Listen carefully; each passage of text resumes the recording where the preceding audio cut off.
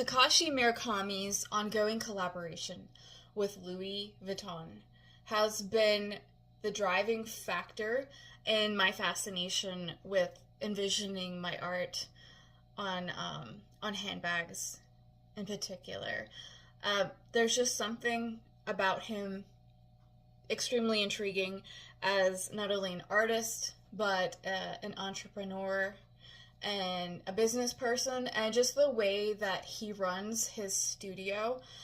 Like, he has accredited his inspiration to Andy Warhol and his the factory, his studio, in the way that he put out artwork in very much a assembly line kind of way. It's really intriguing how he has been able to blend contemporary modern art into high-level fashion. I'm genuinely intrigued by that, and in awe and in admiration of how he has blended the two together for it to be just a completely common and normal thing for us now. Like, especially with the latest collaboration, his 2026 collection. It's so youthful, playful, and spirited. The bags, they are genuine pieces of art that, you get to wear every day. And while it's very, very specific as to who they're for, obviously, as somebody that is very reserved, more than likely will not be wearing his looks. But it's just still something to be inspired by in the way that he has captured something like a cartoon and an anime style in a high fashion way, like a high art way. I can't express my joy enough about how much I love to see that type of creation. His art is obviously inspired by his Japanese culture, and he coined the term the super flat look, which expresses what his art style is. It's like an inability to differentiate from background to foreground. You don't know what comes in front of the other, and he developed that, and that is very much a common look for his pieces. Upon first impressions, at quick glance, you think it's just very happy, lighthearted, and playful and youthful subject matter. But once you start looking into the details, you can see a contradiction in that. There's often little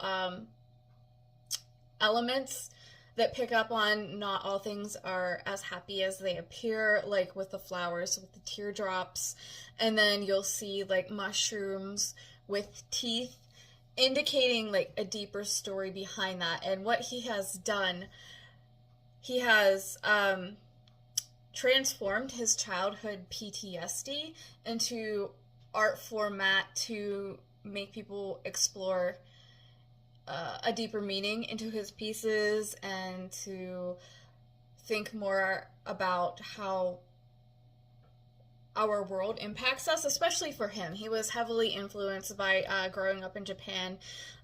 He was told by his mother, had the US dropped another atomic bomb, he would not be here, and he really incorporated that into his artwork. And like I said, what can be interpreted as a playful way, but just scratching just a little bit below the surface, you know that there's a deeper meaning and a bigger story behind his happy little illustrations. And when I say little, they are not little. He is an artist that works in one of the largest scales known. There isn't another artist out there that I'm aware of that works as big as he does with the level of notoriety that he has. He works in very large scale. And why I'm so maybe intrigued and possibly puzzled by my draw to him is because his work is done in vector. And if you've looked into my playlists, I have a video titled I Loathe Vector. And that is pertaining to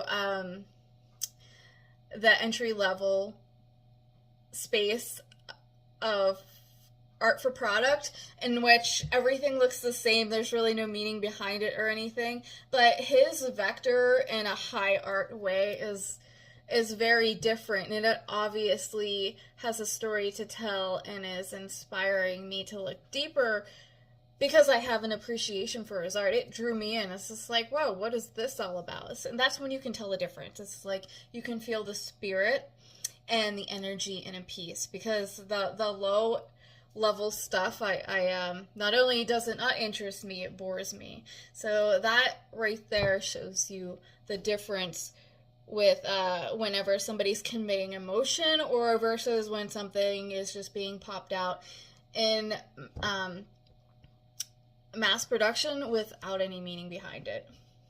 I really love his youthful themes, and that's something that I really notice a big difference in cultures. Whereas here in the United States, the idea of cartoons, it's kind of something that we move away from as we get older. It's not taken as seriously as opposed to the Asian and the Japanese cultures, where it is a serious topic and it is a theme not just reserved for the youth. It's something that they appreciate no matter their age, and it's a very serious business there. And within their culture, the comic artist ranks high in the hierarchy within their lives. It's something that is looked up to, whereas here in America, it's a little bit flipped around, like flipped on its head here, where we don't take those things nearly as seriously without somebody really building, a brand and a following, which I'm sure to some degree is true there, but they just have a much deeper and larger appreciation for that style of work and that type of work, comic, anime. It's not something lost to one age group, and that's something that I love, because I feel like I don't fit into an age group. I feel like I'm always going to be a kid at heart, and I'm always going to want the things that I wear and the things that surround me to continue holding that spirit, that youthful, playful spirit. And I think that's why I'm drawn so much to him. He is not only not afraid to maintain that, he has perfected it. He is such a fascinating specimen to study, as far as just the way he has mastered his business and his production. His team truly fascinates me. Like, his assistants do a lot of the work. Unless you've seen his studio and you specifically follow him, people may not realize that he's not all hands-on with all of his art. Like, I'm truly fascinated by the fact that his artwork is done in Adobe Illustrator. Like, he does the sketches first, he does the thumbnails and everything, and then he presents it to his assistants, and then they digitalize it into Illustrator, and then they print it out, and he makes adjustments and things. But a large portion of what is done by his assistants and him directing them. So then once they have it perfected to size, and he works in massive sizes, massive panels. You should see his warehouse studio. It is enormous. I feel like you could park a Boeing, inside it. Like, it's airport hangar quality. Really big. So then once they print it out to scale, massive printers and everything, then they proceed to screen print it onto his enormous canvases. And that really intrigued me. That really gave me an idea. I really want to try that technique of printing the art out in the format of screen printing, and then they proceed and they go in, and his assistants go in and paint onto it, paint details onto it. He has artisans that do the foil stamping, the gold leafing, and all that kind of stuff. So he has a very large team. I think a team of 60, if I remember correctly, of assistants, and they're all specialized in a certain area. Like, so this person is specialized in screen printing and executing that in large scale, large quantity. They put out a lot of work. Again, referring back to Andy Warhol's the factory type of production. It's just amazing that these things are mass produced in a high quality way with a very, very specialized team. But I'm just thinking, I want to try that screen printing technique, perfect my art, and then screen print it onto a larger canvas, and then do painting. I used to do a lot of oil painting. It was often the only kind of painting that I wanted to do. Then I moved away from that just because you need a space where that allows for long periods for drying time. It doesn't dry right away. You have to keep it away from other things, and just it no longer worked for how I worked. So I'm just envisioning, like, maybe not getting back into oil painting, but a type of acrylic painting or gouache or something in large scale. I'm going to explore it eventually. I'm sure my husband's heart might drop a little hearing that I need a bigger studio, but that was always the plan anyway that we've been working towards, for eventually needing a bigger studio for a team, a big team. I'm not sure how large of a team, and I don't know that it's necessarily going to look like the same kind of setup where I pass ideas off onto assistants. But then again, I don't know. I'm so fascinated by how he has managed such a successful and impactful business. But clearly his work is a massive coordinated effort that I am in awe of. Like I said, like, him with his collaboration with Louis Vuitton spanning, I believe, 20 plus years, 23 years, like, from the moment that he reworked their monogram into that colorful pattern that we all know and love. It's kind of like a pop culture icon at this point on the Louis Vuitton Speedy. Since then, I didn't realize how much I would love the work that he has done with them. And like the 2026 collection, the ones that stand out, of course, his flower, the colorful rainbow flower, and then the octopus bag, that really, really intrigues me. For one, I'd like to know how many people actually carry it. I would. I'm like the weirdo that walks around, Hawaii with a fish bag that is an actual tropical fish. And that's the kind of playfulness that I'm here for. Obviously, it's a very specific type of confident person that wears his looks and is drawn to the fashion side of things.